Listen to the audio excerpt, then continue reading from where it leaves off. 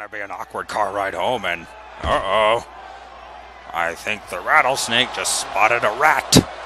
Yep, X-Pac, you're about to get what's coming to you, buddy. Austin's probably gonna hit him in the face with a... Wait, what the hell? Where's X-Pac going? I mean, oh, wait a minute, Michaels has got the sledgehammer! I'm the Boogeyman.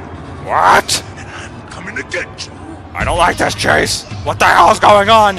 Oh no, this can't be him, and oh my god, X-Pac is covered in worms! Ah! What the hell is that thing? That's the Boogeyman, Bison! You signed him to a contract here! I did? I don't remember anything. You don't remember anything that you do you? No! Whoa! What the hell is he doing? Well, it's the Boogie Dance! He pulled X-Pac under the ring, and I don't know what the hell he was doing with him, and... Oh, he's got more worms, and... Ooh, what's he doing? Oh, gross! Gross! Why did I sign this, man? What the hell is the matter with me? I need to go on medication. Austin is telling Boogeyman to get the hell out of here, and oh my god, Biggie! Triple H has got the sledgehammer, and right into the face of Biggie Langston. Someone in the back, get a stretcher, get something, get out here! Biggie needs help. He needs help right now. No!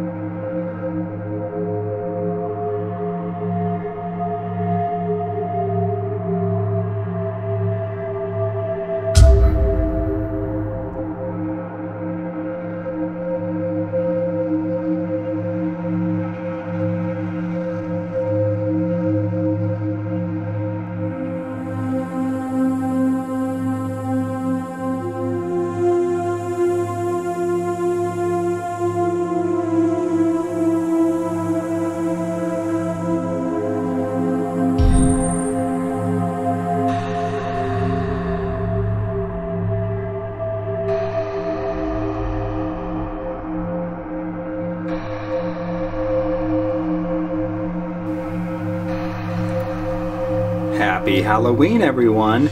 This is Chase from BurnoutInc, that guy with the spooky gloves.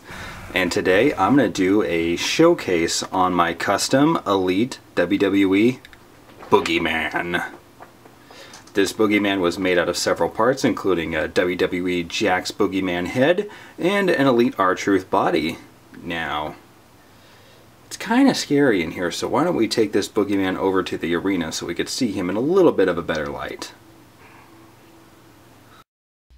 Well, me from 10 minutes ago, this isn't really another arena, this is just my entrance stage playset. So, here is an alternate Boogeyman head that I acquired. I actually got two of these in a trade back in April, and the one here in my hands, this Boogeyman head, this is kind of like how he looked on his debut, whereas the one up here looks more like his current modern day attire, or like how you saw him more towards the end of his WWE career. So yeah, I really like this one in my right hand. It looks really cool, but I really love the modern look, so that's the one I decided to go with, and I wanted to keep this one in more of a pristine condition. So the one up there too, when I got that from the person I traded with, he tried to make his own Boogeyman custom, and there was a lot of paint and stuff kind of dried and stuck to it, so I scraped it off and made it look just like this one here. And obviously you can tell my hand movements and my voice is out of sync. I was not happy with the original audio, so that's why it's a little jumbled, so sorry about that, guys. But yeah, I really love how this head scan turned out, or this custom paint job on the head turned out. And this was made using the Elite Series 10 R-Truth. That's his body. I was trying to remember why, because the black pants was throwing me off. I was like, what R-Truth was that? So, yeah. And sadly, that was the only photo I had of me doing my custom work on this Boogeyman. I should really do more of that, and I will in the near future. Pretty much all the customs I've been making the last couple of months for Wadfigs and Alex and for other people, I've been doing, you know, shots for them where I show the progress, and they seem to like it. Yeah, we're just going to set the staff down, and here's a more up-close look at our Boogeyman head. And yeah, once I got all the paint off of there from the other guy, I put a layer of Testors Model Masters acrylic guard red everywhere, and except for on the eyes. So yeah, I just did that everywhere. The hair is painted with flat black. The black parts on the face paint, that is gloss black. Did a bunch of little additional spots on there too, just to kind of fill them out. The yellow is chrome yellow. I thought it was blue angel yellow, but no, it's chrome yellow. Had a little bit of a shine to it. The little silver spots is just silver acrylic. And the eye, his right eye, I actually had to redo. There was a little bit of red and black paint in there, so I just had to put some dabs of Tester's white primer in there, and I think it turned out pretty good. Let's see, what else is going on with this figure? Well, me in the video is still pointing at the eye. Yeah, this is awkward. I just gotta wait for it to go into the next thing here. I'm trying to remember where it syncs up, but the skin tone was actually painted with Tester's leather. Oh no, we're talking about the pipes now. The pipe cleaners that go around his neck, that's the same brown as what's on his wrist. I just put little black paint spots in there just to make it look different. The ones on his arms and his elbows and the wrists, those were all bought at Walmart, just in a huge variety pack. His skin tone is painted with Tester's Model Masters leather, and then I put a black wash over it because he started using that like black body paint on him. The heart is made out of milliput, and damn it. Okay, turn it back around, Chase. Damn you. Okay, now we're talking about the arms. So yeah, the bottom part of the arms, I painted that with the flat black, and underneath the wrist cuff, or I don't, you know, the furry thing on his wrist. There's actually a layer of gloss black because in some shots the Boogeyman had like tape around his like wrist, you know, his wrist sleeves or whatever. Also underneath those pipe cleaners, I have his black armbands that I painted on too, because again, I just wasn't certain what version of the Boogeyman I was going for. So that's what I did there. The heart, like I said, is made out of milliput, painted with guard red with a black wash on it. And I know that's really not what a heart looks like. I mean, there's probably more valves to it or whatever, but give me a break. I'm a customizer, not a doctor, man! The string, I poked it through with a needle and just ran it through there.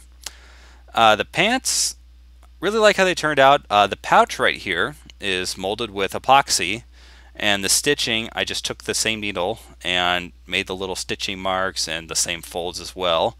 And I like how that looks. It'd be kind of cool if maybe I molded some worms coming out of it, but then it probably would have looked weird. The pants were all repainted with gloss black, and I had to sand away the R-Truth symbol. The red scales, guard red, really like how those turned out. On the back of his pants, he's got like these like worm tassel things hanging out of them. So I took some braided cord. It's the same thing I used for the worms in Meltdown. They're actually kind of cool. Like they're really weird kind of strings, and they actually do have some like posability to them. So that's kind of cool. And I just sanded away a little bit of the pants and stuck some epoxy over them so they would stay, and I think they look pretty cool. Looks like there's like worms trying to crawl out of the Boogeyman's. Okay, that's gross. We're going to move on from that. Yeah, the scales and everything just look really cool, and I like how strong that epoxy is. It just holds that stuff in there. The Boogeyman staff was made out of a chopstick from Mongolian Barbecue. Same chopstick I used from my Mike Hagar custom, or I think maybe these are HAHAHA chopsticks. I guess it really doesn't matter. The dome is molded out of epoxy, as is the rest of the staff, to give it that like wood shape. The dome, of course, is guard red. How I did that little bend was I cut part of the chopstick off and tied a wire around both ends, and then just bent it into a shape to where Boogeyman could hold it up there at the top. The strap around it is black braided cord, and the little tassel things are, again, it's braided cord as well, and I just dipped the ends in the guard red, and it looks really cool. It was painted using kind of like a mixture of dark brown and Tester's flat black. That's how I got the color of the staff. I have to say, I'm actually a really big fan of the Boogeyman. I guess you could kind of say I'm a Boogeyman apologist because he's always on those lists of like worst wrestling gimmicks ever. And I will admit, when he first showed up, he looked a little goofy and silly, but I liked it. I loved his entrance. I thought the entrance was badass. So But I really loved how his costume evolved over the years, where he just started adding more and more to it.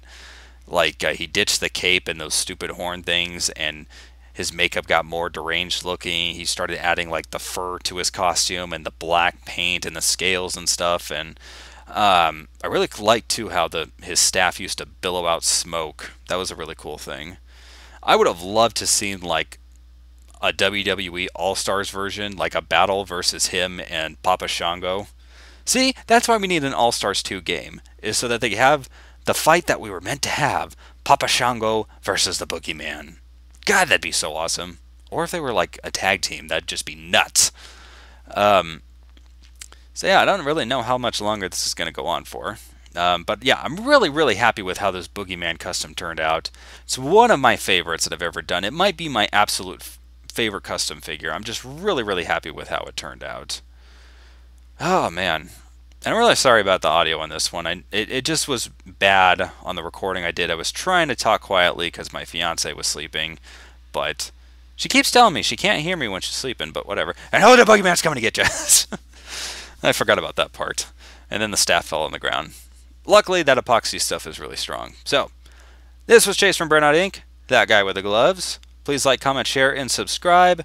Promise the next video will be up to code. Follow all my social media accounts, and you can always reach me at thatguywiththegloves@gmail.com.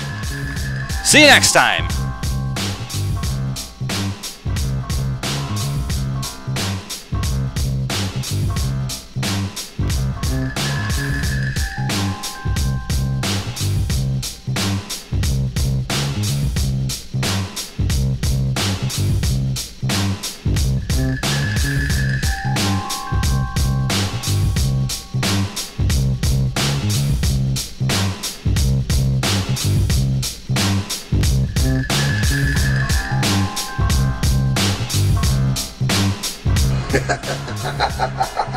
I'm the Boogeyman, and I'm coming to get you!